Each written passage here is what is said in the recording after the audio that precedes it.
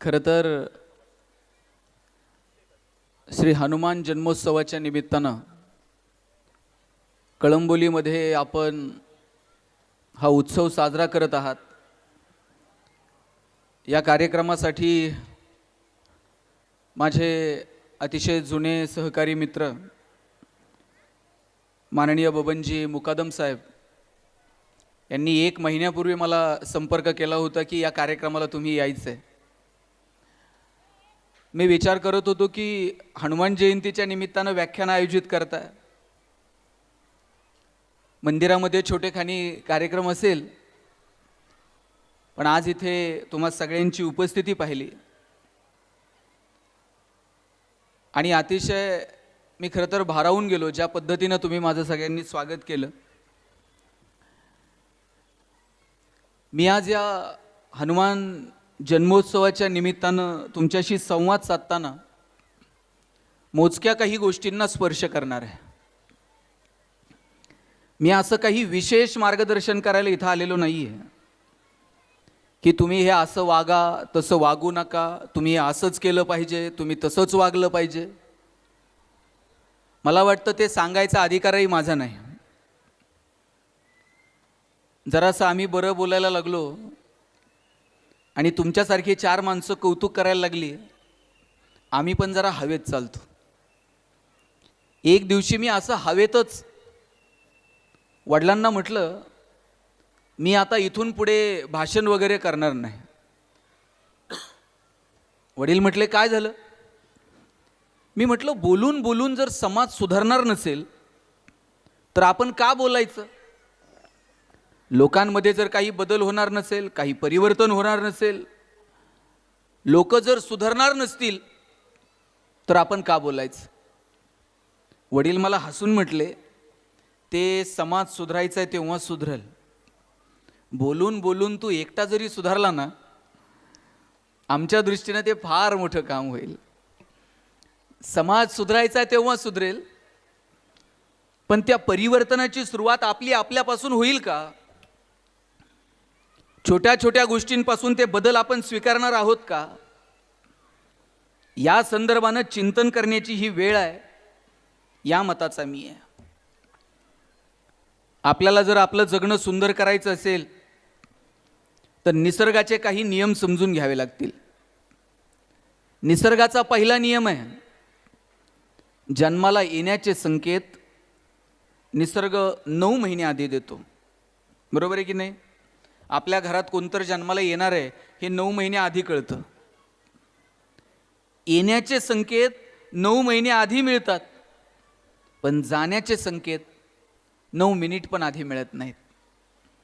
आणि समजा ताई, जसे येण्याचे संकेत 9 महिने आधी मिळतात, तसे जाण्याचे संकेत जर 9 महिने आधी आले असते तर 9 महिने आधी जर आपल्याला पत्र आलं असतं, तुमचं आटपलंय बरं का, हिशोब करून घ्या, काय परिस्थिती झाली असती? निम्मी माणसं तर पत्र आल्याबरोबर टेन्शनच गेली असती। निसर्गाचा पहिला नियम आहे, येण्याचे संकेत मिळतील, जाण्याचे मिळणार नाहीत। निसर्गाचा दुसरा नियम आहे, येतानाही काही घेऊन यायचं नाही आणि जातानाही काही घेऊन जायचं नाही। आणि समजा जाताना जर काही घेऊन जायची सुविधा असती तर आपण सोयीनं गेलो असतो का? आपण आपलं तर नेलंच असतं। हां, अजून शबास, अजून कुणाचं काय घेऊन जाता येईल का? माणसानं याचाही विचार केला असता। रस्त्याने एक ट्रक चाललेली होती, ट्रकमधून तांदळाच्या 4 गोण्या खाली पडल्या, सगळे तांदूळ रस्त्यावर सांडले। तिथं 4 मुंग्या आल्या, 4 दाणे खाल्ले, आपल्या वारुळाकडे निघून गेल्या। परत त्यांनी मागं वळून बघितलं नाही। पोरांनो, नंतर तिथं 4 चिमण्या आल्या, 4 दाणे खाल्ले, उडून गेल्या, परत मागं बघितलं नाही। नंतर तिथं 4 गायी आल्या, ओंजळ तांदूळ खाल्ले, आपल्या गोठ्याकडे निघून गेल्या, परत मागं बघितलं नाही। आणि नंतर तिथं 4 माणसं आली। पुढचं मी सांगू का तुम्ही सांगता? तांदळाचा एक दाणा उरला नाही आणि माणसं शोधत होती ट्रक कुठं गेली बघा। माणूस एकमेव प्राणी आहे ज्याला निसर्गाचे नियम कळतात पण वळत मात्र नाहीत. मला वाटतं की आपल्याला निसर्गाचे हे नियम समजून घेता आले पाहिजेत. ज्या दिवशी आपल्याला हे निसर्गाचे नियम समजले त्या दिवशी समजावं आपलं जगणं सुंदर झालं. मुळात आपल्याला आनंदी राहायचं आहे का, इथून प्रश्न आहे. किती जणांना आनंदी राहायचं आहे, हात वर करा बरं. ज्यांना कमी आनंदी राहायचंय ना ताई, त्यांनी असे हात करायचे, इकडे तिकडे बघायचं. आणि ज्यांना खरंच आनंदी राहायचंय त्यांनी असा उंच हात करायचा. मागचे दारातले बाबा तुम्ही का हात बांधलेत, शब्बास, घ्या हात खाली. सगळ्यांना आनंदी. मी दुसरा प्रश्न विचारतो, तुम्हाला आनंदी राहायचंय की तुम्ही आनंदी आहात हे जगाला दाखवायचंय? खरं खरं सांगा. आनंदी राहायचंय. आनंदी राहणं फार सोपं आहे. माझा दावा आहे, बहुतांशी लोकांना आनंदी राहायचं नसतं. आपण आहोत हे जगाला दाखवायचं असतं. लाखो रुपये खर्च करून लोक परदेशात फिरायला जातात आणि तिथं जाऊन काहीच बघत नाहीत. त्याच्या डोक्यात एकच असतंय, फोटो काढतंय, स्टेटस ठेवते. बरं, त्याला तिथं बघण्यात इंटरेस्ट नाही. आपण कुठे आहोत हे जगानं बघितलं पाहिजे. बरं, मी काय म्हणतो, मोबाईल आहे, स्टेटस ठेवता येतं, ठेवलंच पाहिजे. पण खरं दुःख कधी आहे माहिती आहे? ज्याच्यासाठी स्टेटस ठेवलं त्यानं जर बघितलं नाही ना, एवढं दुःख होतंय. असं वाटतंय ट्रिपचे सगळे पैसे व्हायला गेले. आमचा आनंदही आमचा नाही आणि आमचं दुःखही आमचं नाही. खरं तर आनंदही आमचा आहे आणि दुःखही आमचं आहे. पण आमच्या आनंदाच्या संकल्पना ह्या इतरांच्या क्रियेप्रतिक्रियेवरती अवलंबून आहेत. मला सांगा, इथं अनेक महिला बसलेल्या आहेत. ताई, तुम्ही बाजारात गेलात आणि तुमचे 100 रुपये हरवले, किती वाईट वाटतं बरं? 8 दिवस तर करमत नाही. संध्याकाळी गल्लीतल्या सगळ्या बायका गोळा करायच्या, त्यांना चहा पाजून सांगायचं, बाई बाजारात गेलते, 100 रुपये पडले, कसे साठवले होते माझं मला माहीत. परवा शर्ट धुताना त्यांच्या खिशात 50 सापडले होते. असं करून करून कुठं आत्ता 100 झालते. बरं, एवढं म्हणून थांबत नाही. पुढं जाऊन म्हणणार, कोणाला सापडले असले तर सापडू, त्याला पचायचेच नाहीत. केवढं दुःख आहे. बरं, हे दुःख फार वेळ नाही. त्यातल्या एखाद्या मैत्रिणीने फक्त म्हटलं पाहिजे, बाई तुझे तर 100 गेले, परवा माझे 500 पडले ग. हिला इतकं बरं वाटतंय ना, आपले तर 100 गेले, जाऊ दे, हिचे 500 गेले. आपला आनंदही आपला नाही आणि आपलं दुःखही आपलं नाही. आपल्याला माहीत नाहीये की आपण किती दिवस या जगात आहोत. कोण असं दाव्यानं इथे येऊन सांगेल का ठामपणे, माझ्याकडे अजून पुढची 50 वर्ष शिल्लक आहेत? घेतलेला श्वास परत सोडता येईल की नाही याची सुद्धा खात्री नाही. आपल्याला माहीत नाहीये की आपण किती दिवस या जगामध्ये आहोत. आणि तरी सुद्धा आम्ही प्रचंड बिझी आहोत. किती बिझी आहोत. कुणाला कुणाकडे जायला वेळ नाही, कुणाला कुणाशी प्रेमानं बोलायला वेळ नाही, कुणाला सुखदुःखात सहभागी व्हायला वेळ नाही. कमालीचे बिझी आहोत आम्ही. परवा तर एक जण मला म्हटला, मी इतका बिझी आहे, मला श्वास घ्यायला वेळ नाही. म्हटलं सोडून दे, श्वास घ्यायला वेळ नाही. आपण कोणत्या धुंदीत आहोत. एक दिवस हे सगळं संपणार आहे. एक दिवस हे सगळं थांबणार आहे. आपलं आयुष्य किती क्षणभंगूर आहे याची जाणीव माणूस म्हणून आपल्याला असली पाहिजे. आणि म्हणून माझी महिलांना तर विशेष विनंती आहे, तुम्ही सगळ्या कुटुंबाचं करता, सगळ्या स्वयंपाक करणार, सगळ्यांना जीव घालणार, नवऱ्यानं 2 घास खाल्ल्याशिवाय तुम्ही जेवायला बसणार नाही, सगळ्यांची जेवणं बिवणं आटपल्यानंतर मग तुम्ही जेवण करणार. माझी विनंती आहे, तुम्ही तुमच्या कुटुंबाचं तर सगळं काय हवं नको ते बघाच, पण स्वतःच्याही आवडीनिवडी, स्वतःचंही आरोग्य, स्वतःचंही जगणं याच्याकडे थोडंसं पाहायला नको. आपल्याला माहीत नाही आपण किती दिवस आहोत इथे.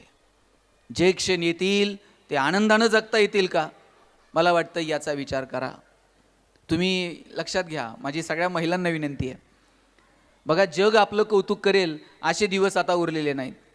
आणि जगाला कौतुक वाटो न वाटो, आपलं कौतुक हे आपलं आपल्याला वाटलं पाहिजे. तुकाराम महाराज जायला निघाले आणि कुणीतरी विचारलं, तुकोबाराय काय मिळालं तुम्हाला तुमच्या आयुष्यात?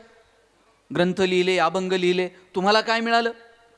तुकाराम महाराज म्हटले, कौतुक वाटे झाली अवेचाची.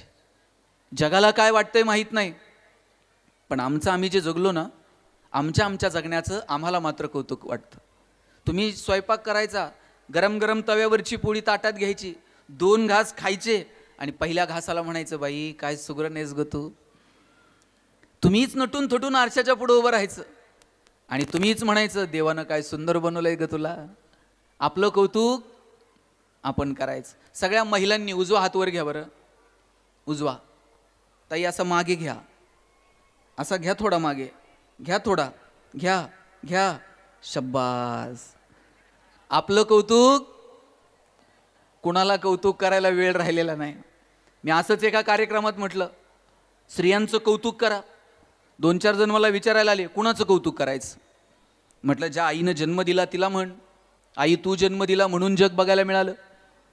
कधीतरी मुलीला म्हण, तू जन्माला आली म्हणून शिस्त लागली. कधीतरी बहिणीला म्हणा, तुझा आधार वाटतो मला. आणि मी म्हटलं, कधीतरी बायकोला म्हणा, तुझ्यामुळं सगळं चाललंय, नाहीतर माझं काय. ते बायकोचं कौतुक कर म्हटल्यावर 2-4 जण माझ्याकडे भांडायला आले. ते म्हणले, आम्ही सगळ्या जगाचं कौतुक करू पण बायकोचं करणार नाही. म्हटलं, बायकोचं कौतुक करायला काय अडचण आहे का? तुमचं पटत नाही? म्हटलं, पटायचं सोडा हो, तिला कानानं ऐकायला येत नाही, कौतुक करून काय उपयोग आहे? म्हटलं, एक काम कर, तू दवाखान्यामध्ये जा,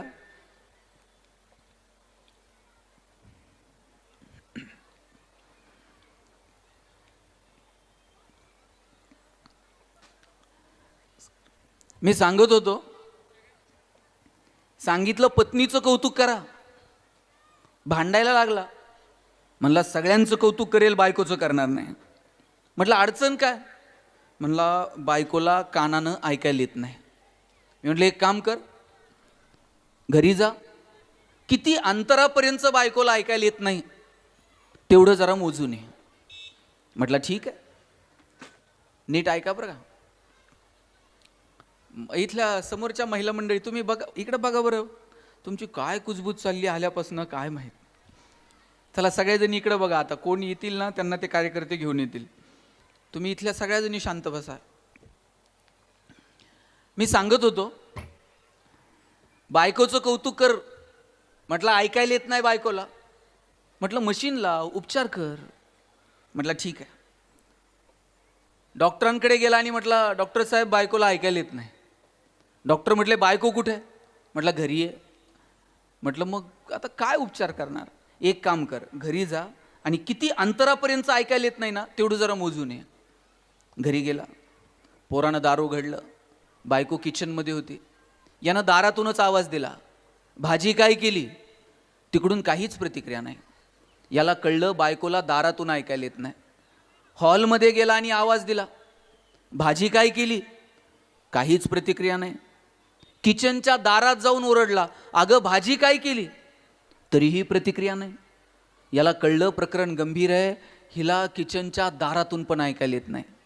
साहेब, शेवटी तो बायकोच्या मागं जाऊन उभा राहिला आणि जोरात कानात ओरडला, अगं भाजी काय केली? बायकोनं हातातली कढई अशी दंदिशी आदळली. म्हणली, 4 वेळा सांगितलं ना तुम्हाला बटाट्याची केली म्हणून.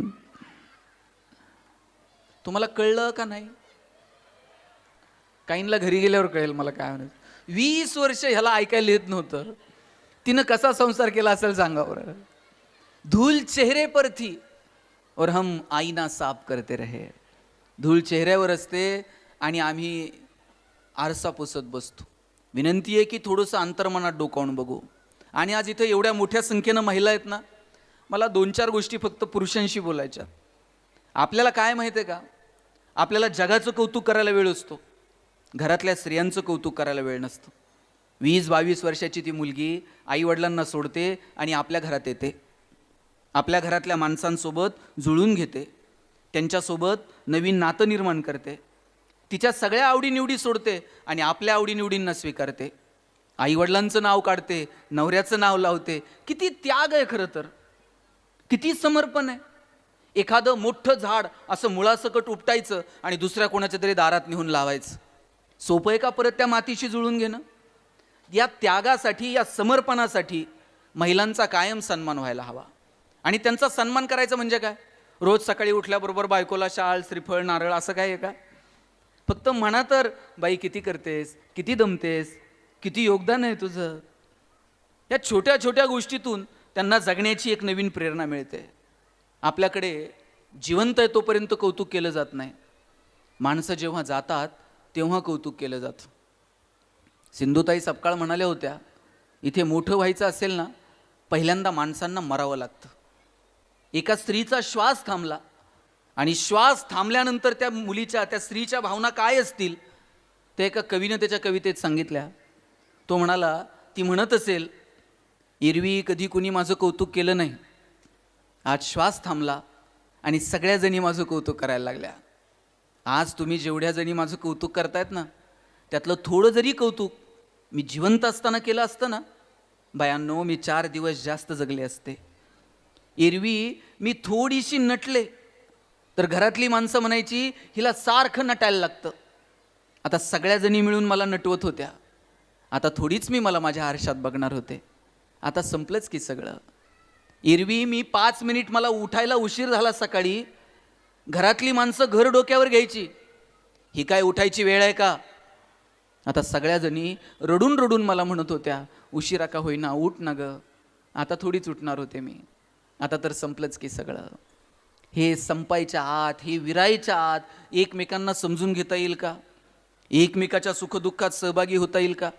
लांबचं कशाला होता येईल? मला सांगा, 4 दिवस माहेरी जाऊन तरी मुक्कामी थांबलेला हल्ली आठवतोय का? माहेरी जाऊन मुक्काम केलेलं सुद्धा आठवत नाही. आमच्या वडिलांची आत्या आमच्याकडे मुक्कामी यायची आणि आत्या जर मुक्कामी आली ना, सगळं घर रात्रभर गप्पा मारत बसायचं. आत्या जर 2 दिवस थांबली आणि 3ऱ्या दिवशी जायला निघाली ना, सगळं घर तिला एसटीला वाटं लावायला जायचं. आत्या नुसती एसटीत बसली आणि तिनं खिडकीतनं हात केला ना, येते, तिनं येते म्हणायला उशीर. सोडवायला आलेल्या लोकांचे डोळे पाणावत होते, एवढी माणसं भावनिक होती. आता मी बघतो लोक अंत्यविधीला जातात, तिकडं प्रेत जळत असतं आणि निम्मे लोक मोबाईलमध्ये खेळत असतात. कधी उरकतोय कुणास ठाऊक. त्यांना पुढे कुठंतरी जायचं असतं. दिवसभरात आपण 5-10 कार्यक्रमांना तरी हजेरी लावतो, पण सगळ्यांनी लक्षात ठेवा, आपल्या प्रत्येकाच्या आयुष्यात एक कार्यक्रम असा येणार आहे की आपल्याच कार्यक्रमात आपण गैरहजर असणार आहोत. कार्यक्रम आपला असेल, पण ताई त्यात आपली उपस्थिती मात्र नसेल. श्वास संपायच्या आत जगून घ्या. मला महिलांना विचारायचं आहे, ताई तुमचं माहेर कुठपर्यंत? जोपर्यंत माहेरी आई वडील आहेत तोपर्यंत. तुम्ही आज फोन करा आईला, आई मी उद्या येते बरं. रात्रभर तर ती झोपतच नाही. सकाळी उठल्याबरोबर पहिला फोन, उठलीस का ग, आवरलं का, निघाली का, गाडीत बसली का, जागा मिळाली का, उतरली का. आणि तुम्ही उंबऱ्यात यायला उशीर, आई पटकन उंबऱ्यापाशी पळत येते, भाकरीचा तुकडा वळून टाकल, पाणी वळून टाकल, जवळ घेईल, बोटं मोडेल, तिचे ओठ तुमच्या गालावर लावेल. आणि 2 दिवस जर तुम्ही माहेरी थांबलात आणि 3ऱ्या दिवशी जर तुम्ही सासरी जायला निघालात, तुमच्या आईनं तुमची पिशवी कधी रिकामी पाठवली का हो? शेंगा घेऊन जा, वांगे घेऊन जा, दूध घेऊन जा, भाजी घेऊन जा, पापड करून ठेवलेत, लोणचं घालून ठेवलंय, कुरड्या करून ठेवल्यात, वडे तोडून ठेवलेत. सासरी काय मिळत नाही? सासरी सगळं मिळतं, पण आईला वाटतं पोरीची पिशवी कधी रिकामी जाऊ नये. कोण करतं एवढं प्रेम तुमच्यावर? लेकुराचे हित वाहे माऊलीचे चित्त, ऐसी कळवळ्याची जाती करी लाभाविन प्रीती. कोणत्याही लाभाची अपेक्षा न करता तुमच्यावर ओतप्रोत प्रेम करणारे या जगात जर कोण असेल तर तुमची आई आहे आणि तुमचे वडील आहेत. तुम्ही प्रगती केली, त्या प्रगतीचा खरा आनंद कुणाला आहे? तुम्ही छोटंसं घर घ्या इथे कुठंतरी, वडील असे चौकात जर बसले ना, सांगतात पोरानं काल घर घेतलो. तुम्ही 2 चाकी गाडी घ्या, बाप सगळ्यांना कौतुकानं सांगतो पोरानं परवा 2 व्हीलर घेतली. आणि साहेब तुम्ही 50 लाखाची गाडी घ्या, सगळ्या गावात पेढे वाटा, 4 जण तर तुम्हाला म्हणणार हप्ते भरा नाही तर फायनान्सवाले घेऊन जातील.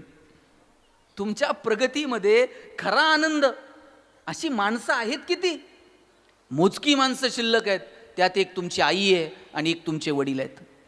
पोरींची तर हसायची, रुसायची, फुगायची, भांडायची, चिडायची, रागवायची सगळी जागा जर कोणती असते तर त्यांची आई असते. दिवसभरात एकदा तर आईसोबत बोलायचं असतं. आई सगळं तुमचं ऐकते. कधीतरी आईचं एक वाक्य तुम्ही कान देऊन ऐकलं पाहिजे. कधीतरी नकळत आई म्हणते, बाई आम्ही आहोत ना तोपर्यंत येत चला. ज्या दिवशी आई असं म्हणेल आम्ही आहोत तोपर्यंत येत चला, तेव्हा हातातली कामं ठेवा आणि भेटून घ्या. ढगाळ गेलेला सूर्य परत बघायला मिळतो, मातीआड गेलेली माणसं परत पाहायला मिळत नाहीत. घरातल्या म्हाताऱ्या माणसांना जपा. घरातली म्हातारी माणसं ट्यूबलाईट इतका प्रकाश देत नाहीत, पण त्यांचं देवघरात निरंजनासारखं तेवत राहणं महत्त्वाचं असतं. ते विझून गेलं ना मग त्या लोकांची किंमत कळायला लागते. ज्यांच्या ज्यांच्या घरात अशी माणसं आहेत त्यांना जपा. इथं काही लहान लहान मुली बसलेल्या आहेत, काही तरुण मुली बसलेल्या आहेत. मागच्या बाजूला आमचे वडील माणसं आहेत, काही तरुण मुलं आहेत. माझा दावा आहे बरं का ताई, वडिलांचं जेवढं प्रेम मुलावर असतं ना त्याच्यात थोडं तरी जास्त प्रेम मुलीवर असतं. मला काय तुमच्यात भांडण नाही लावायची, पण तुम्ही बघा, पोरांनी जर वडिलांना काही मागितलं, वडील म्हणणार 2 दिवस थांब, पगार होऊ दे, मग बघू. आणि पोरीनं काही मागू द्या बरं, बापाला असं वाटतं कधी निघून देईल आणि कधी नाही. ज्या दिवशी मुलगी जन्माला येते त्या दिवशी वडिलांच्या मनात 2 विचार चमकून जातात. एक मुलीचं शिक्षण आणि दुसरं मुलीचं लग्न. एक रुपया बाप तिच्यासाठी बाजूला काढून ठेवत असतो. वडील स्वतः फाटलेली तुटलेली चप्पल घालतील, मुलीला मात्र शाळेत जायला चांगले शूज घेऊन देतील.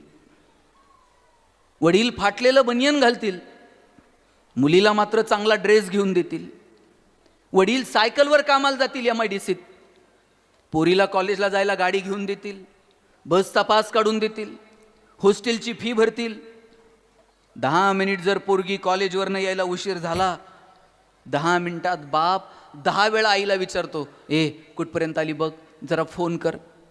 बरं, वडील थेट पोरीला फोन पण लावत नाहीत, त्या आईला विचारतात कुठपर्यंत आली बघ. मुलीसोबत वडील थोडंसं अंतर ठेवून असतात, पण त्यांचं विशेष प्रेम असतं पोरीवरती.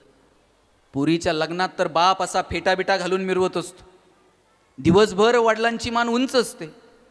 कन्यादान झालं ना मग वडील मान खाली घालतात, जावायच्या हातात हात देतात आणि सांगतात, तळ हाताच्या फोडासारखी जपली, सांभाळून घ्या. दिवसभर वडिलांच्या डोळ्यात थेंब येत नाही, पण पोरीची गाडी एकदा निघून गेली ना, खांबाच्या पलीकडे जाऊन एकटाच रडतो तो बाप असतो. पोरींनो, कधीच बापाची मान शर्मेनं खाली जाईल असं वागायचं नाही. बापाला अभिमान वाटला पाहिजे, काय माझ्या लेकीनं करिअर केलं, काय माझ्या पठ्ठ्याचा रुबाब आहे. तुमचे आईबाप पोरांनो ज्या दिवशी तुमच्यासाठी टाळ्या वाजवतील ना, इथं लहान लहान पोरं बसलेले आहेत, पोरींनो उद्या जर तुमच्यापैकी कोण कलेक्टर झालं, लाल दिव्याच्या गाडीत बसून याल इथे, हे मुकादम साहेब तुम्हाला फोन करतील, मॅडम जरा हनुमान जयंतीला प्रमुख पाहुण्या म्हणून येणार का? येणार का नाही बोलवल्यावर? आणि मी काही काम घेऊन आलो तर ओळख ठेवणार का? पण याच्यासाठी काय करावं लागेल? पुढची जी काही वर्ष आहेत आयुष्यातली, गांभीर्यानं तुम्हाला तुमच्या अभ्यासाकडे लक्ष द्यावं लागेल. इथे छोटी छोटी पोरं बसली आहेत, उद्या जर तुमच्यापैकी कोण IPS ऑफिसर झालात, वर्दीत याल इथे, तुमच्या गाडीचं दार उघडायला पण शिपाई असेल, राजमुद्रा असेल अशी इथं खांद्यावर. बरं, मी म्हणत नाही सगळेच प्रशासनात येतील, उद्योगात या, व्यवसायात या, राजकारणात या, समाजकारणात या, कला, क्रीडा, साहित्य, असंख्य क्षेत्र पोरांसाठी खुली आहेत. आणि आयांनो, तुम्हाला विनंती आहे, आज हनुमान जयंतीच्या निमित्तानं तुम्हाला कळकळीची विनंती करतो, तुमच्या लेकरा बाळांना शिकवा. हे भोंदू लोकांच्या नादी लागू नका. तुम्हाला जर तुमची आर्थिक आणि सामाजिक परिस्थिती बदलायची असेल, शिक्षण सोडून मायबापू हो दुसरा प्रभावी पर्याय उपलब्ध नाही. आज तुम्ही ज्या ITत बसलायत ना इथं पायावर पाय टाकून मस्त, या नगरसेविका हे ते, केवळ आणि केवळ सावित्रीबाई फुले. पुण्यामध्ये पहिली मुलींची शाळा सुरू केली, गोरगरिबाच्या पोरापोरींपर्यंत शिक्षणाची गंगा नेऊन पोहोचवली, आणि म्हणून आज तुम्ही एवढ्या दिमाखात इथे बसू शकलाय. तुमच्या पोरींनी शिकलं पाहिजे, त्यांच्या पायावर उभं राहिलं पाहिजे, याच्यासाठी तुम्ही कंबर कसली पाहिजे.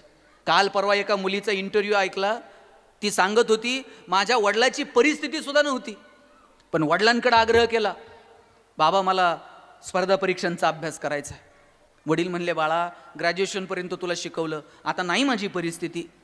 पोरीनं डोळ्यात पाणी आणून सांगितलं, बाबा आयुष्यात परत तुम्हाला काय मागायचं नाही, 2-3 वर्ष फक्त शिकायची संधी द्या. पोरीनं स्पर्धा परीक्षांचा अभ्यास केला. ती सांगत होती, महिन्याला 3,000 रुपये वडील मला पाठवायचे. 3,000 रुपयात मी भागू कसं? शाळेच्या क्लासची फी भरू, रूमचं भाडं देऊ, मेसचे पैसे देऊ, नवीन पुस्तकं घेऊ. रविवारी मेसला सुट्टी असायची, पोरी बाहेर हॉटेलला जेवायला जायच्या. मी कधी बाहेर गेले नाही, घरातच खिचडी बनवून खायची. 50-100 रुपयाची नोट मुडताना सुद्धा अंगावर काटा यायचा, माझा बाप मला 3,000 रुपये कसं पाठवत असेल. प्रिलियम झाली, प्रिलियम सुटली, मेन्स सुटली, इंटरव्ह्यू झाला, पोरगी निकालाची वाट बघत होती. 2-3 महिन्यांनी निकाल लागला. वडील तर कधी शाळेतही गेले नव्हते. आणि पोरीनं बापाला फोन करून सांगितलं, बाबा निकाल लागला, मी DYSP झाले. शेतकरी कुटुंबातली, सर्वसामान्य कुटुंबातली पोरगी DYSP झाली. वडील तर कधी शाळेतही गेले नव्हते. वडिलांनी तिकडून विचारलं, तू तर म्हणली होतीस ना फौजदार होशील म्हणून, फौजदार का नाही झाली? ती म्हणली, बापाला सांगू कसं, माझ्या हाताखाली 4 फौजदार आता काम करणार आहेत. ते ज्या ज्या इथं नोकरीला आहेत किंवा ज्या ज्या राजकारणात आहेत, तुम्ही यांना विचारा ना. ज्या नोकरीला महिला आहेत त्यांना विचारा बरं. महिना अखेरला जेव्हा त्यांच्या मोबाईलवरती मेसेज येतो ना, क्रेडिटेड, काय कॉन्फिडन्स येतो जगण्यात. आर्थिकदृष्ट्या महिला जेव्हा सक्षम होतील तेव्हा तुमच्या जगण्यात एक वेगळा आत्मविश्वास येतो. या नगरसेविका आहेत आता इथं बऱ्याच जणी बसलेल्या, महानगरपालिकेच्या आमसभेत जेव्हा त्यांचा मुद्दा मांडतात ठामपणे, काय कॉन्फिडन्स येतो त्यांच्या जगण्यामध्ये. तुमच्या हे बघा, तुम्ही ब्युटी पार्लरमध्ये 4 तास जाऊन बसलात तरी तेवढा आत्मविश्वास यायचा नाही. पण जेव्हा खणखणीत नाणं तुमच्या व्यक्तिमत्वाचं तुम्ही तुमच्या ज्ञानाच्या जोरावरती सिद्ध कराल ना, तेव्हा मात्र जगण्यामध्ये आत्मविश्वास यायला लागतो. आणि म्हणून महिलांना विनंती आहे, तुमच्या लेकी बाळ्यांच्या शिक्षणाकडं मनापासून लक्ष द्या. आपली पोरं उद्योगात, व्यवसायात, व्यापारात आली पाहिजेत. काय परिस्थिती उद्योग व्यवसायाच्या संदर्भानं महाराष्ट्राची? टायरवाले केरळचे, किराणा व्यवसायात पटेल, हार्डवेअरची दुकानं बोहरींची, बांधकाम व्यवसायात UPचे लोक, गवंडी सगळे बिहारचे, सुतारकामात राजस्थानी, हॉटेल सगळी दक्षिणात्यांकडं, चायनीजच्या गाड्या पूर्वांचलचे तरुण चालवतात. बरं चला, संविधानानं त्यांना अधिकार दिलाय, कष्ट करतील पोटभर. आमची पोरं कुठे आहेत? आमची पोरं फक्त नोकऱ्यांच्या रांगांमध्ये उभी आहेत. लहानपणापासून आम्ही त्यांच्या मनावरती बिंबवलंय, नोकरी कर नाहीतर तुझं लग्न पण होत नाही. आणि पोरं हल्ली असली हुशार झालेत ताई, ते लग्न जमेपर्यंतच नोकरी करते. आज मुलीच्या आईवडिलाला टेन्शन नाही, त्याच्यापेक्षा जास्त टेन्शन मुलाच्या आईबापाला आहे. साहेब, सोलापूरमध्ये आत्ता लग्न जमत नाही म्हणून तरुण पोरांनी कलेक्टर ऑफिसवर मोर्चा काढला. आता कलेक्टरला एवढंच काम आहे का तुमचे लग्न जमवायचे? लात मारील तिथून पाणी काढायला अशी ताकद ठेवा. कसं लग्न जमत नाही? आमच्याकडे एक जण आहे, 40-42 वय झालंय. त्याला मित्र असले हुशार भेटलेत ना. त्याच्या एका मित्राने त्याला सांगितलं, म्हणलं टेन्शन घेऊ नको, मुलीकडचे बघायला आले ना पगार जरा वाढवून सांगायचा. म्हटलं. मुलीच्या वडिलांनी विचारलं, पगार किती? बरं यानं जरा अंदाज घेऊन सांगायचं. हे म्हणताय 1.5 लाख. मुलीचे वडील म्हटले, तुझ्याकडं बघून तर वाटत नाही 1.5 लाख असेल. हे म्हणते, नाही तसा फिक्स 1.5 लाख आहे, पण कटिंग करून 8,000 हातात येतो. म्हटलं, आपण किती दिवस फसवणार आहोत? ताई, आमच्याकडे एक बाग आहे आणि त्या बागेमध्ये 1 क्लर्कची जागा भरायची होती.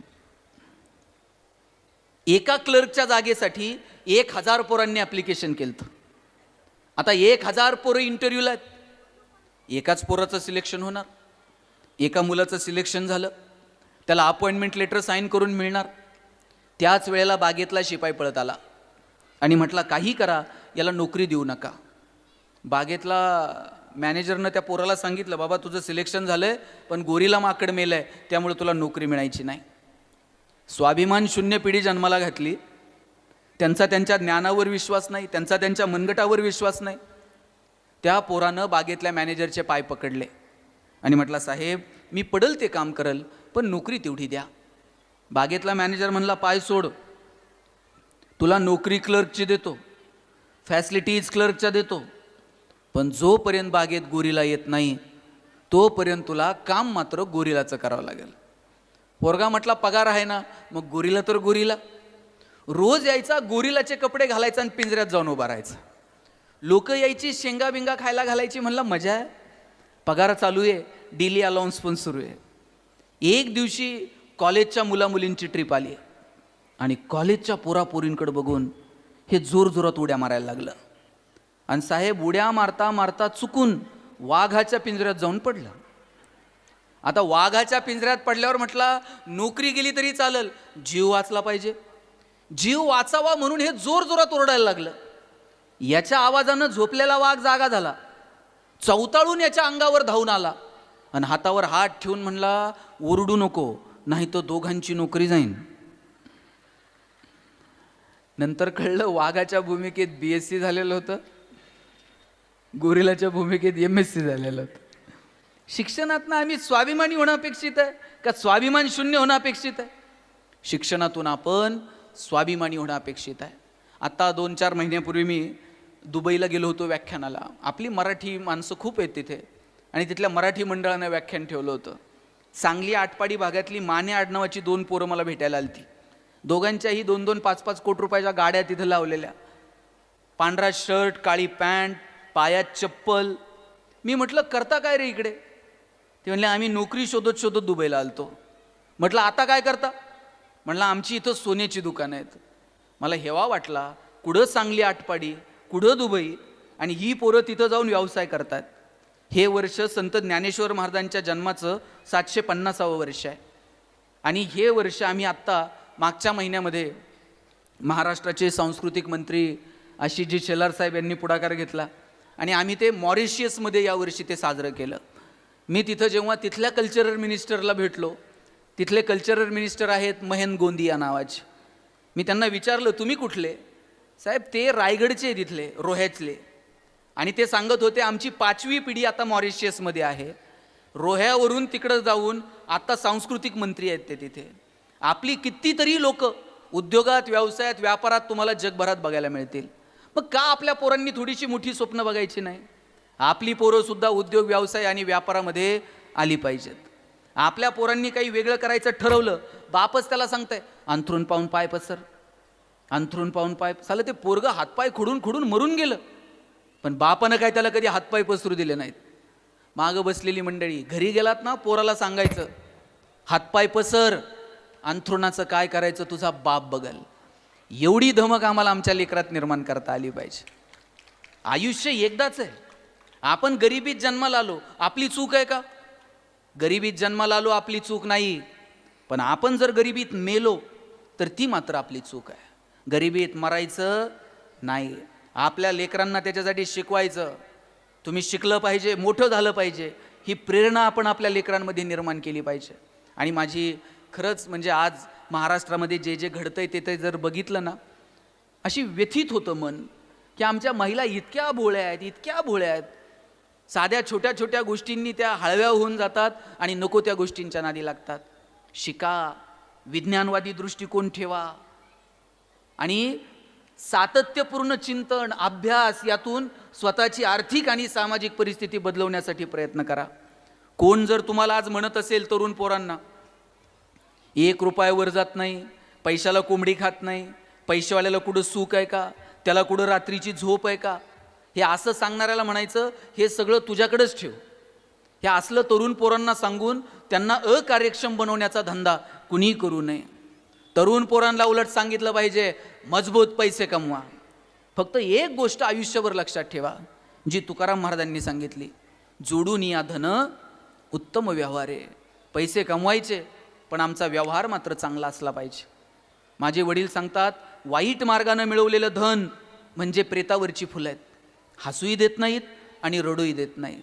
चांगल्या मार्गाने कमवायचं आणि मिळवलेल्या गोष्टींचा आनंदसुद्धा घ्यायचा. संकट कुणाच्या वाट्याला नाहीत, दुःख कुणाच्या वाट्याला नाही. जगातला असा एक माणूस दाखवा ज्याच्या वाट्याला आयुष्यात दुःख आलेलं नाही किंवा संकट आलेलं नाही. आपल्या सगळ्यांच्या वाट्याला संकट आणि दुःख आहेत. त्यातले 4 आनंदाचे क्षण शोधायचे आणि त्याचा आनंद घेऊन पुढे चालत राहायचं. इतकंच फक्त आपल्या हातात आहे. मी साधा एक प्रसंग तुम्हाला सांगेल. छत्रपती शिवाजी महाराजांच्या आयुष्यामध्ये अनेक लढाया त्यांनी केल्या, पण एक प्रसंग आला, मिर्झा राजेंसोबत तह करावा लागला आणि 1-2 नव्हे तब्बल 23 किल्ले मिर्झा राजेंना द्यावे लागले. साधं संकट होतं का? 23 किल्ले दिलेत मिर्झा राजेंना. बरं मला सांगा, हे किल्ले दिल्यानंतर काय परिस्थिती झाली असेल? एक एक किल्ला मिळवण्यासाठी शिवाजी महाराज आणि त्यांच्या सवंगड्यांनी कमालीची पराकाष्ठा केली असेल. कितीतरी मावळ्यांनी आपल्या प्राणांची आहुती दिली असेल. आणि मिर्झा राजेसोबत झालेल्या तहात 23 किल्ले मिर्झा राजेंना द्यावे लागले. एवढं सगळं होऊन सुद्धा शिवाजीराजे गर्भगळीत होत नाहीत. 23 किल्ले देतात आहात आणि भेटायला जातात औरंगजेबाला आग्र्याला. मधला जो प्रवास आहे, त्या मधल्या प्रवासामध्ये संभाजीराजे त्यांच्या सोबत आहेत. मला सांगा, मधला जो प्रवास आहे शिवाजीराजांचा आणि संभाजीराजांचा, या प्रवासामध्ये शिवाजीराजांचं आणि संभाजीराजांचं काही तर बोलणं झालं असेल की नाही? काय बोलले असतील शिवाजीराजे संभाजीराजांना? स्विस बँकेत आपलं अकाउंट आहे, पासवर्ड सांगतो, पुण्यात आपले 2 फ्लॅट आहेत, कागदपत्र देतो. काय बोलले काय असतील? शिवाजीराजांनी सांगितलं असेल, शंभूराजे, आतापर्यंत तुम्ही जिंकणं बघितलं, आतापर्यंत तुम्ही यश बघितलं, आयुष्यातला संघर्ष सुद्धा जवळून बघा, चला आमच्या सोबत. घेऊन गेले. तिथं गेल्यानंतर औरंगजेबानं संभाजीराजांना एक हत्ती भेट म्हणून दिला. आणि थोडीशी गंमत करावी म्हणून दिलेर खान म्हटला, शंभूराजे, आप इतने छोटे हो और हाथी इतना बड़ा है, इस हाथी को आप महाराष्ट्र में कैसे ले जाओगे? एवढे एवढेचे संभाजीराजे दिलेर खानाच्या डोळ्यात डोळे घालून सांगतात, ये तो जानवर है, बैठ कर जाएंगे, नहीं आया तो खींच कर ले जाएंगे, लेकिन हमारे आबा साहब ने जो आपको किले दिए हैं वो तो अभी महाराष्ट्र में है, उन्हें आप आगरा कैसे ले आओगे? एवढे एवढेचे संभाजीराजे, पण माहीत होतं आता तहात दिलेत, गेल्यावर घेऊ की परत एक एक. लढणं काय असतो, पेटून उठणं काय असतं ना, ते महाराष्ट्राच्या मातीकडनं जगांना शिकावं. या महाराष्ट्राच्या मातीचा इतिहास कोणी आयऱ्या गायऱ्यानं किंवा लुंग्या सुंग्यानं लिहिलेला नाही. या मातीचा इतिहास लिहिला शाहिरांच्या डफांनी, घोड्यांच्या टापांनी, तलवारीच्या खणखणाटानं, ढगांच्या गडगडाटानं, डोंगरांच्या हिरव्या पिवळ्या शालीनं आणि सह्याद्रीच्या ढालीनं. राजेगडावर पोहोचले. सुखानं मरतो म्हणून घोडखिंडीची पावनखिंड करणारा बाजीप्रभू असेल, कोंडाण्याच्या विजयासाठी रक्ताच्या थारोळ्यात कोसळणारे तानाजी मालुसरे असतील, मानेवरती तलवारीचं तीक्ष्ण टोक असताना सुद्धा बचेंगे तो और भी लढेगे म्हणणारे दत्ताजी शिंदे काय, आणि मोगलांच्या कडेकोट बंदोबस्तातून सोन्याचा कळस कापून नेताना मोगलांच्या काळजात थरकाप उडवणारा आणि मोगलांच्या घोड्यांना पाणी पिताना पाण्यातही दिसणारा संताजी धनाजी काय, हा महाराष्ट्राच्या मातीचा इतिहास आहे. हा इतिहास आपण आपल्या लेकरांना सांगतोय का? कधी जवळ घेऊन या विषयांवरती आपण आपल्या पोरांशी बोलतोय का? कधी आपण लेकराला जवळ घेऊन सांगितलंय प्रभू रामचंद्र असे, भगवान श्रीकृष्ण असे, ज्ञानोबराय असे, तुकोबराय असे? कधी ज्ञानेश्वरी घेऊन बसलोय? कधी तुकोबरायांच्या गाथेतल्या एखाद्या अभंगावर चर्चा झाली आहे? साहेब, मला माझ्या वडिलांनी आयुष्यात पुस्तक सोडून दुसरं गिफ्ट दिलेलं आठवत नाही. आता मी बघतो पहिलीतलं पोरग, बाप त्याला वाढदिवसाला बंदूक घेऊन जातोय. पोरग बापाला मारल्याचं नाटक करतं, बाप मेल्याचं नाटक करतो, त्यात आईला हसायला येतं. कुठल्या विकृतीकडे घेऊन चाललंय? 2-2, 2.5 वर्षाच्या पोरांच्या हातात तुम्ही मोबाईल देऊन टाकले आणि बाप असं कौतुकानं सांगताय, मला कळत नाही ते त्याला कळतंय म्हणते. आजी, पोरग जर रडायला लागलं तर तुम्ही काय करत होतात? त्या मुलाला जवळ घ्यायचात आणि जवळ घेतल्याबरोबर ते पोरग रडणं थांबवत होतं. आता पोरग रडायला लागल्यावर आई काय करते? मी सांगू का, तुम्ही सांगता? मोबाईल देते. आणि पोरग इतकं पुढचं आहे, मोबाईल हातात आल्याशिवाय तेही रडायचं थांबत नाही. आईच्या स्पर्शाची जागा जर मोबाईलच्या स्पर्शानं घेतली असेल,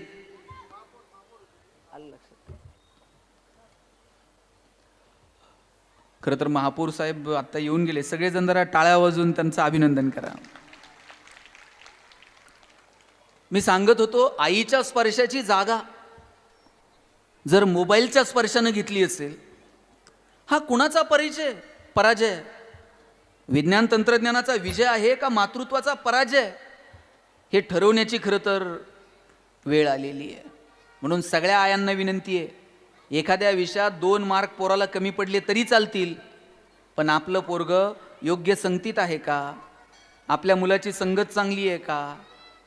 ते व्यसनाच्या नादी तर लागलेलं नाही ना? पहिल्यांदा जेव्हा ती चूक झाली तेव्हा त्याला नाही म्हणून सांगता आलं पाहिजे. शाळेतून पोरं पोरी घरी आल्यानंतर 2 मिनिट त्यांना जवळ घेऊन बोला, आज काय झालं बाळा शाळेत, सांग बरं मला. त्या संवादाची सवय तर ठेवा. आम्हाला तो संवाद ठेवायला वेळ नाही. आज बऱ्यापैकी ग्रामीण भागातलीच लोक आहेत. जरी तुम्ही आज इथं मुंबईसारख्या, इथं पनवेल कळंबोलीसारख्या शहरामध्ये तुम्ही सगळेजण राहत असला तरी बहुतांशी लोक खेड्यापाड्यातूनच इथं येऊन सेटल झालेली आहेत. किती प्रेम होतं, आई वडील बहीण भाऊ मामा काका मावशी आत्या. आपल्याकडे एक म्हण होती बघा, आई मरो आणि मावशी उरो. इतकं मावशीचं प्रेम असायचं. पोरं वडिलाकडे हट्ट करत नव्हती, तेवढा चुलत्याकडे करायची. आता ही शेवटची पिढी आहे ज्यांच्याकडं मावशीन काका शिल्लक आहे. आता एकच मुलगा आणि एकच मुलगी आहे. काळाची गरज आहे. पण एक मुलगा एक मुलगी, येणाऱ्या पिढ्यांना मावशी आहे का? त्यांना काका आहे का? त्यांना मावशी नाही, त्यांना काका नाही. आठवतंय का बघा, पेपर संपले, दप्तर ठेवून द्यायचं आणि मामा घ्यायला आलेला असायचा. आईनं पिशवी भरून द्यायची आणि उड्या मारत मारत मामा बरोबर निघायचं. पोटाला भोपळे बिपळे बांधायचे, विहिरीत उड्या मारायच्या, मजा होती सगळ्या गोष्टींमध्ये. आता कुणाला कोणाकडे जायला वेळ नाही, कुणाला कोणाशी बोलायला वेळ नाही. बिझी झालो आपण सगळेजण. या नात्या गोत्यांना जपता येईल का याचा विचार करा मायबाप हो. भगवान श्रीकृष्ण करंगळीवरती पर्वत उचलतात, बासरी मात्र 2 हातांनी घट्ट पकडतात. ज्याला करंगळीवरती पर्वत उचलता येतो त्यानं बासरी तर गरगर फिरवली असती, पण करंगळीवरती पर्वत उचलणारा कृष्ण बासरी घट्ट पकडतो, कारण त्याला ठाऊक आहे पराक्रम हा रणांगणात गाजवायचा असतो आणि नात्यांमध्ये प्रेम जपायचं असतं. आपण उलट केलं, आपण रणांगणात शस्त्र ठेवून दिली आणि नात्यांमध्ये पराक्रम गाजवले. परवा एक जण मला म्हणला, 10 वर्ष झाली मी अजून भावाच्या दारात गेलो नाही. म्हटलं वा, काय पराक्रम आहे. 10 वर्ष झालं मी बहिणीचं अजून तोंड बघितलं नाही. म्हणलं ती गेल्यावर जाशील तू साडी बिडी घेऊन, शेवटची साडी चोळी घेऊन भाऊ येतो. बहिणीला कळतं का भाऊ आलाय आता रडतोय माझ्यासाठी. गेल्यानंतर साहेब ना स्पर्श ना संवाद ना सहवास. माणसं आहेत तोपर्यंत त्या लोकांना जपा, आहे तोपर्यंत स्पर्श ठेवा. गेलेल्या शरीराला आपण अग्नी देतो, त्या अग्नीचा दाह त्या शरीराला कळत नाही. तुम्ही दिलेल्या मांडीचा स्पर्श कळतो, गेल्यावर लोक वारा घालत बसतात, त्या वाऱ्याची झुळूक त्या शरीराला समजते. गेल्यानंतर काही कळत नाही. आहे तोपर्यंत जपा. आणि आपलं बालपण कुठपर्यंत, आपलं बालपण कधी संपतं? कुणी म्हणेल शाळेत गेल्यावर संपतं, कुणी म्हणेल कॉलेजला गेल्यावर संपतं. मी म्हणतो तुम्ही म्हातारे झालात ना तरी तुमचं बालपण संपत नाही. बालपण तेव्हा संपतं जेव्हा आई जाते. आई गेली का समजायचं आपलं बालपण संपलं. ढगाड गेलेला सूर्य परत बघायला मिळतो, मातीआड गेलेली माणसं परत पाहायला मिळत नाहीत. ज्यांच्याकडे ही माणसं आहेत त्यांनी त्या माणसांना जपलं पाहिजे. आयुष्य परत नाही. जे क्षण वाट्याला येतील ते आनंदानं जगता येतील का मायबाप हो, याचा विचार करा. मला आपला जास्त वेळ घ्यायचा नाही, पण मोजक्या 2 गोष्टींना मला स्पर्श करायचा आहे. पहिली गोष्ट मला तुम्हाला सांगायची आहे, आयुष्यातले क्षण आनंदानं जगायला शिका. छोट्या छोट्या गोष्टींचा आनंद घ्यायला शिका. आपल्या आवडीनिवडी जोपासायला शिका आणि स्वतःला कधीतरी वेळ द्या. स्वतःच्या अंतर्मनात कधीतरी डोकून बघा. ज्ञानोबरायांचे गोड अभंग आहे, ऋणू जुनू रे भ्रमरा, सांडी तो अवगुणू रे भ्रमरा. ज्ञानोबराय अवगुण शब्दाला सुद्धा अवगुणू म्हणतात. किती गोडवा आहे बरं भाषेत. ज्ञानोबरायांच्या भाषेत जेवढा गोडवा आहे ना, त्यातला किंचितचा जरी गोडवा आपल्या सगळ्यांच्या बोलण्यात आला ना तरी आपलं जगणं सुंदर होऊन जाईल. ज्ञानोबरायांनी सांगितलं कसं बोलावं. साच आणि मवाळ, मितुले आणि रसाळ, शब्द जैसे कल्लोळ अमृताचे. ज्ञानोबरायांनी सांगितलं अमृताचे कल्लोळ बाहेर पडावेत असं बोला. आम्ही कसं बोलतो बरं? दादा पेशंट चेक करायला डॉक्टर आलते, डॉक्टर पेशंटला सांगत होते चांगलं चुंगलं खात जा, खाण्यापिण्यावर 2 रुपये खर्च करा. बायको बाहेर पळत आली म्हणली डॉक्टर तुम्हीच सांगा यांना, खायला प्यायला पैसे खर्च करत नाही. मग म्हणे असं डॉक्टरच्या मढ्यावर पैसे घालावं लागते. काय संवाद, काय शब्द. डॉक्टरला वाटलं असं याचा ऑक्सिजनचा पाईप बंद करून निघून जावं. काय बोलण्याला काही तारतम्य. चांगलं बोलायला काय पैसे लागतात का? चांगलं बोला एकमेकांसोबत. वर्षानुवर्ष अनेक गोष्टी तुम्ही मनात साठवून ठेवल्यात, सोडून द्या. कुणीतरी 2 पावलं पुढं जा, कुणीतरी 2 पावलं मागं या, कुणीतरी माफी मागा आणि कुणीतरी माफ करा. श्वास संपायच्या आत विषय संपवता येतील का याची काळजी घ्या. परवा तुकाराम धांडे नावाचे कवी आहेत, त्यांची कविता ऐकली. ते सांगत होते 2 भावांच्या वाटण्या कधी ना कधी होणारच आहेत. आज नाही झाल्या तर उद्या होतील, उद्या नाही झालं तर परवा होतील. वाटण्या मात्र अटळ आहेत. 2 भावांच्या वाटण्या झाल्या. थोरला असा अंगणात जाऊन उभा राहिला आणि थोरल्यानं सांगितलं हे बघ मी मोठा आहे, मी सांगल तशाच वाटण्या होतील. धाकटा म्हणला जी तुम्ही म्हणाल तसं. कशा वाटण्या केल्या बघा. थोरल्यानं सांगितलं 6 खणाचा जुना वाडा तुझा आणि त्या शेजारचं 3 खणाचं नवं घर माझं. तू शेती करतो, बैलगाडी बैलजोडी तुझी, मी कामाला जातो, मोटारसायकल माझी. आई बापाच्या वाटण्या होत नाहीत, दोन्ही घरं त्यांचीच आहेत, पण आपल्या सोयीसाठी तुझी लेकरं लहान आहेत, आई तुझी, तुझी लेकरं लहान आहेत, आई तुझी. माझ्या घरात बापाचा धाक पाहिजे, बाप माझा. कशा वाटण्या केल्या? 6 खणाचा जुना वाडा तुझा, 3 खणाचं नवं घर माझं, बैलगाडी बैलजोडी तुझी, मोटारसायकल माझी, आई तुझी, बाप माझा. आणि हो आयुष्यभर एक गोष्ट लक्षात ठेव, एकाच आईच्या पोटी आपण दोघं जन्माला आलो. आता शेवटच्या श्वासापर्यंत मी तुझा आणि तू माझा. काय प्रेम. आणि पुढे जाऊन त्यानं लिहिलंय तू धाकटा आहेस, काही दुखलं खुपलं तर माझी मांडी तुझी. तू छोटा आहेस, तू लहान आहेस, तू धाकटा आहेस, तुझं काही दुखलं तर माझी मांडी तुझी. मी थोरलाय, तुझ्या आधी जाईन, तुझा खांदा माझा. काय प्रेम आणि काय जिव्हाळा. यातलं थोडं जरी प्रेम आमच्या हृदयात दाटून आलं तरी आपलं जगणं सुंदर होऊन जाईल. प्रभू रामचंद्र वनवासाला निघाले. उद्या दुसऱ्या दिवशी गादीवरती बसायचंय, अयोध्येचा राजा व्हायचंय. आणि आदल्या दिवशी वडिलांनी सांगितलं भरताला गादी, रामाला वनवास. एकही शब्द वडिलांच्या पुढे बोलले नाहीत आणि वनवासाला निघून गेले. आणि भरताला जेव्हा कळालं की कैकेयीनं माझ्यासाठी गादी मागितली आणि माझ्या भावाला वनवास भोगावा लागला, प्रभू रामचंद्रांच्या पाठीमागं धावत धावत गेला वनवासामध्ये.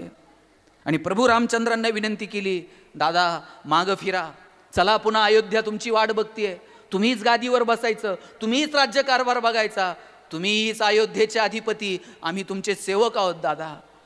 रामानं सांगितलं 14 वर्षाचा वनवास मला अटळ आहे, माझा आदेश आहे, मागं फिर आणि अयोध्येच्या जनतेची सेवा कर. भावाचा आदेश म्हणून भरत 14 वर्ष अयोध्या सांभाळतो, पण सिंहासनावरती बसत नाही.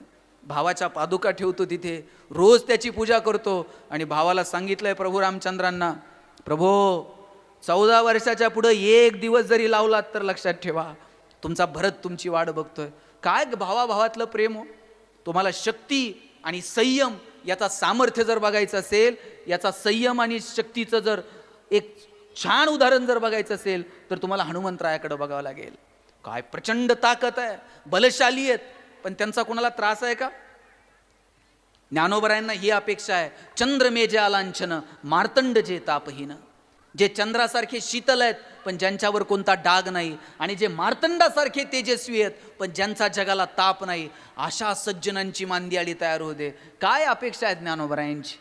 आणि म्हणून बलाची उपासना करा, तशीच बुद्धीची उपासना करा, हे सांगण्यासाठी पोरांना इथं घेऊन या. इथं आलात, मुकादम साहेबांनी हा सगळा थाटमाट सुंदर सोहळा आयोजित केलाय. जाताना आता तुमच्या आल्याबरोबर गप्पा टप्पा, जाताना जेवणं खावणं, दर्शन केलं, निघाले. पण इथून घरी गेल्यानंतर पोराला सांगायचं काय? हनुमंतरायासारखी ताकद जरी असली तरी तुझे पाय जमिनीवरती असले पाहिजेत. आणि ही ताकद जर मिळवायची असेल तर त्याच्यासाठी तू तुझ्या आहारावर, तुझ्या व्यायामावर काम केलं पाहिजे. हनुमंतरायासारखं बुद्धिवान तुला व्हायचं असेल तर तू अभ्यास केला पाहिजे. शेकडो वर्षापूर्वी तुकाराम महाराजांनी सांगितलं, असाध्य ते साध्य करिता सायास, कारण अभ्यास तुका म्हणे. तुकाराम महाराज सांगतात, असाध्य गोष्ट सुद्धा साध्य करायचं सामर्थ्य जर कशात असेल तर ते अभ्यासात आहे. हे आपल्याला आपल्या लेकरांना सांगता येईल का? मायबापू हो, याची काळजी घ्या. आणि भगवंताकडं काय मागावं हे सांगून मी आज थांबणार आहे. शेवटचे 1-2-5 मिनिट घेणार आहे. काय मागावं देवाकडं? तुकोबारायांकडं बघा.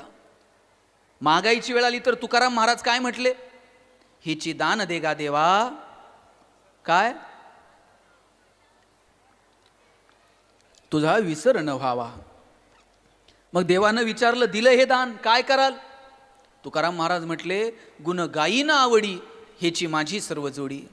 आयुष्यभर तुझं गुणगान गात राहील. याच्या बदल्यात तुकोबाराय तुम्हाला काय हवंय? न लगे मुक्ती धन संपदा, संत संग देई सदा. तुका म्हणे गर्भवासी, सुखे घालावे आम्हासी. तुकाराम महाराजांनी सांगितलं, बाकी दुसरं तिसरं काहीच नको, एकच विनंती आहे, तुझा कधी विसर होऊ देऊ नको. हे तुकोबारायांचं भगवंताकडे मागणं. ज्ञानोबारायांना मागायची वेळ आली. ज्ञानोबाराय काय म्हटले? माऊली म्हणू शकले असते, या समाजानं मला त्रास दिला, इंद्रायणीमध्ये पाऊल ठेवू दिलं नाही, भिक्षा मागायला आम्ही भावंड गेलो तर कधी झोळीमध्ये भिक्षा वाढली नाही. देवा, दुर्जनांचा संहार करायची ताकद दे. माऊली म्हणू शकले असते, पण माऊली असं नाही म्हणत. ज्ञानोबराय म्हणतात, जे खळांची व्यंकटी सांडो, जे खल आहेत त्यांच्यातली वाईट बुद्धी सांडो. आणि पुढचा शब्द तर इतका गोड वापरलाय, तया सत्कर्मिरती. काय झोपल्या काय तुम्ही? तया सत्कर्मिरती वाढो. वाढो कधी म्हणतात? रोप जर छोटं असलं तर वाढो म्हणतात, आणि रोप जर अस्तित्वात नसलं, बी लावायचं आणि रुजो म्हणायचं. ज्ञानोबराय म्हणतात वाढो. माऊलींना खात्री आहे, वाईटातल्या वाईट माणसामध्ये सुद्धा थोडी तरी सत्कर्माची वृत्ती शिल्लक आहे. आणि म्हणून ज्ञानोबरायांनी शब्द वापरला, तया सत्कर्मिरती वाढो, भूता परस्परे पडो मैत्र जीवांचे. आत्ता आपण फ्रेंडशिप डे अमुक तमुक साजरे करायला लागलो. माऊली सांगतात, या सृष्टीमध्ये जे जे जीव आहेत त्यांच्यामध्ये मैत्रीचे संबंध प्रस्थापित होऊ दे. असे मैत्रीचे संबंध आपल्यात प्रस्थापित होतील अशी अपेक्षा या कार्यक्रमाच्या निमित्तानं मी बाळगतो. आणि हो, काय मागायचं हे सांगताना एक उदाहरण सांगून मी थांबणार आहे. तुम्हाला आठवत असेल, रामायणामध्ये तुम्ही एक प्रसंग बघितला असेल, केवट प्रसंग. प्रभू रामचंद्र, लक्ष्मण आणि सीतामाई वनवासाला निघाल्यात. मध्ये एक नदी आडवी आली आहे. आता नदी ओलांडून पलीकडे जायचं आहे. तिथं जो केवट म्हणजे तो नावाडी, त्याची होडी घेऊन उभा होता. आणि मग लक्ष्मणानं सांगितलं, आम्हाला पलीकडे जायचं आहे. नावाड्यानं सांगितलं, मी तुम्हा दोघांना नेईल, प्रभू रामचंद्रांना मी काय होडीत बसू देणार नाही. अरे, जगाचा बाप राम समोर उभा आहे आणि तू सांगतो होडीत बसू देणार नाही. म्हणलं, तुम्ही म्हणता तर देईल, पण माझी एक अट आहे. म्हणले, हो. म्हणले, रामाचा पाय माझ्या होडी बिडीला लागला, झालं उद्या काही होडीचं, मला पहिल्यांदा प्रभू रामचंद्रांचे पाय धुण्याची परवानगी द्या, त्याशिवाय मी प्रभू रामचंद्रांना होडीत बसू देणार नाही. काय मागितलं? प्रभू रामचंद्रांचे पाय धुण्याचं पुण्य भाग्य मागून घेतलं. बरं, एकटा नाही. लक्ष्मणानं सांगितलं, बरं बाबा चल, धू लवकर आणि चल, निघायचं आहे आता. मला थांबा, एकटा नाही, घरी जाऊन बायकोला घेऊन येतो. घरी गेला. बायको भाकरी थापत होती. आता तुम्हाला माहीत नसेल, जुन्या तुमच्या सासवांना, आयांना, आज्यांना विचारा, काठवड असायची लाकडाची. त्या लाकडाच्या काठवडीमध्ये ती भाकर थापत होती. तो म्हणला, बाई चल, प्रभू रामचंद्र आलेत काठावरती. आणि कशाला? पाय धुवायचेत. ती भाकरी पीठ बाजूला ठेव. ते पीठ उचललं, बाजूला ठेवलं, काठवड अशी हातात धरली आणि आले दोघं जण नदीच्या काठावरती. आता म्हणले, देवा तुमचे पाय धुवायचेत, या काठवडीत पाय ठेवा. काठवड अशी पुढे धरली. प्रभू रामचंद्रांनी एक पाय असा काठवडीत ठेवला. आता एक वर एक खाली. प्रभू राम जरा कलंडले. म्हणले, देवा पडताल बरं का, जरा माझ्या डोक्यावर हात ठेवा, डोक्याचा आधार घ्या. काय केलं? पाय धुवून घेतले, डोक्यावर हात ठेवून घेतला, बघायला लागला देवाकडे. डोळ्यातून अश्रू व्हायला लागले. प्रभू रामचंद्र पाहून हसले. म्हणले, झालं का? झालं. आता बसू का नावेत हे असं नाही म्हटला. मी असा आडवा झोपतो, परत पाय धुळीत नाही. मी आडवा झोपतो, माझ्या पाठीवर एक पाय ठेवा आणि मग दुसरा पाय नावेमध्ये ठेवा. एक पाय अलगद त्या केवटच्या पाठीवरती ठेवला आणि दुसरा पाय नावेत टाकला. प्रवासामध्ये लक्ष्मणानं विचारलं, ते पाय धुवायचं मी समजू शकतो, देवाचे पाय धुवायचं भाग्य तुला पाहिजे होतं, हे अंगावरती पाय का ठेवायला लावला? तो म्हणला, काय सांगावं, प्रभू रामचंद्रांचे पाय धुतले, प्रभू रामचंद्रांनी डोक्यावर हात ठेवला, माझ्या पुढच्या पिढ्यांना अहंकार झाला असता, म्हणून प्रभू रामचंद्रांना म्हटलं अहंकार तुडवा आणि मग नावेमध्ये बसा. आधी अहंकार तुडवला आणि मग नावेमध्ये. आणि जेव्हा पुढच्या काठावरती उतरले तेव्हा मात्र प्रभू रामचंद्रांनी विचारलं, बघ ही नदी तरायला तू मला मदत केलीस, काय तुझा मोबदला असेल ते माग मला.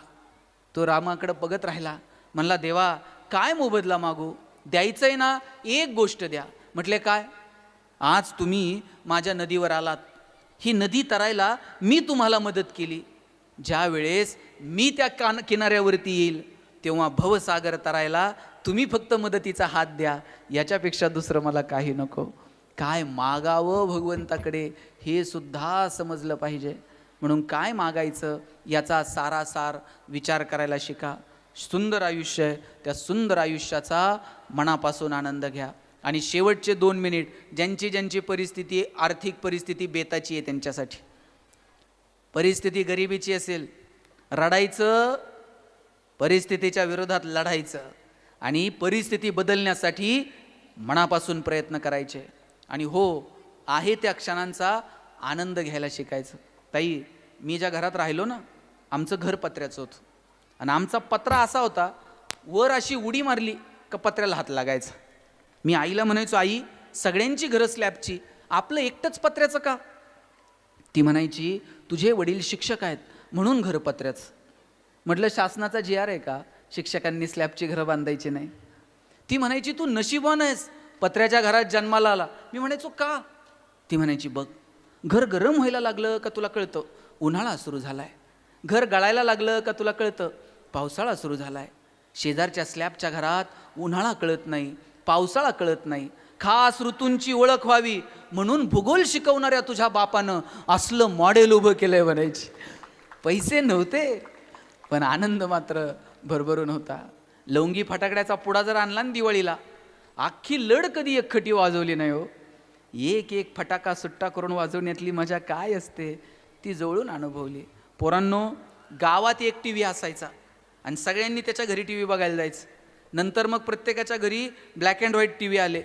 10 वेळा प्रक्षेपण जायचं आणि प्रक्षेपण गेलं का पोरं म्हणायची TVला मुंग्या आल्या. आता TVला कुठं मुंग्या येतात का?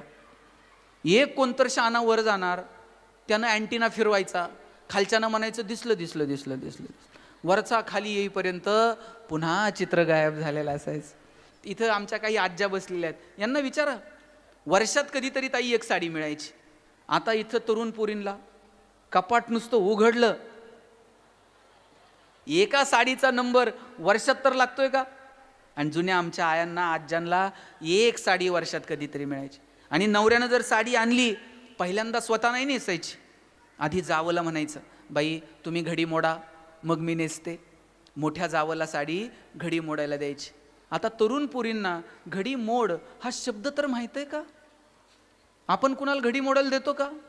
आणल्याबरोबर लगेच नेसायची, लगेच सेल्फी आणि लगेच स्टेटस. आणि दिवसभर बघायचा, कुणी बघितलंय. आमचा आनंदही आमचा राहिलेला नाही आणि आमचं दुःखही आमचं राहिलेलं नाही. माझे वडील 2006ला मुख्याध्यापक म्हणून रिटायर झाले.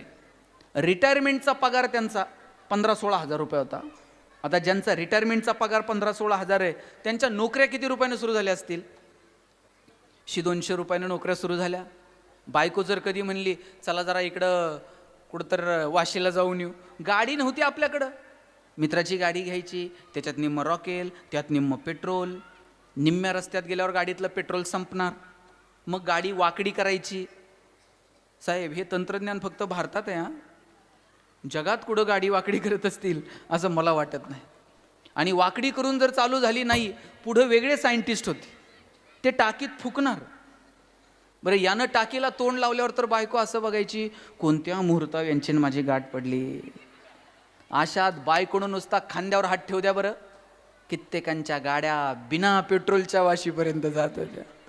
पैसे नव्हते, माणसं आनंदी होती. आता AC गाड्यांमधून नवरा बायको फिरतात. बायको तिकडच्या खिडकीतनं तिकडं बघते, नवरा इकडच्या खिडकीतनं इकडं बघताय. ड्रायव्हर मधल्या आरशातनं दोघांकडे बघत असतो. हे बोलत का नाहीत? साधनं वाढली, आनंद कुठे होरपळून गेला हे मात्र कळलं नाही. छोट्या छोट्या क्षणांचा आनंद घ्यायला विसरू नका, कारण हे जग पुन्हा नाही, हा जन्म पुन्हा नाही. देश देश के वैद्य बुलाए, लाए जड़ी और बूटी, जड़ी बूटी तेरे काम ना आए, जब राम के घर की खूटी, जरा हलके गाडी हाको मेरे राम गाडी वाले. एक दिवस हा प्रवास थांबणार आहे, म्हणून जे क्षणी येतील ते आनंदानं जगायला शिका. खरं तर मुकादम साहेबांनी मला आपल्या सगळ्यांशी संवाद साधण्यासाठी इथे बोलवलं आणि तुमच्याशी संवाद साधायची संधी उपलब्ध करून दिली, त्यासाठी मी त्यांचे मनापासून आभार मानतो. मस्त रहा, हसत रहा. आल्यापासून मी दोघी तिघी बघतोय, हसलंच नाहीत. काय टेन्शनमध्ये कोणाच ठेव. हसा वाटलं तरी शेजारी बघ, ती हसती का? बरं माणसालाच हसता येत आहे, जनावरांना हसता येत आहे का? तुम्ही शेणकूर करायला गोठ्यात गेलाय आणि एखाद्या म्हशीनं छान स्माईल दिली, असं झालं? म्हैस म्हणते का प्लीज वेलकम इन गोठा? पोरांनो, तुम्ही कधी गाढवाला हसताना बघितलंय? ज्या दिवशी गाढव हसायला सुरू करल त्या दिवशी समजायचं गाढवाचा प्रवास मानवत्वाकडे सुरू झाला, आणि ज्या दिवशी माणूस हसायचं बंद करल त्या दिवशी समजायचं माणसाचा प्रवास. तुमचं तुम्ही ठरवा काय असेल. आपण मला बोलवलं त्याबद्दल तुम्हा सगळ्यांचे मनापासून आभार मानतो आणि थांबतो. जय हिंद, जय महाराष्ट्र.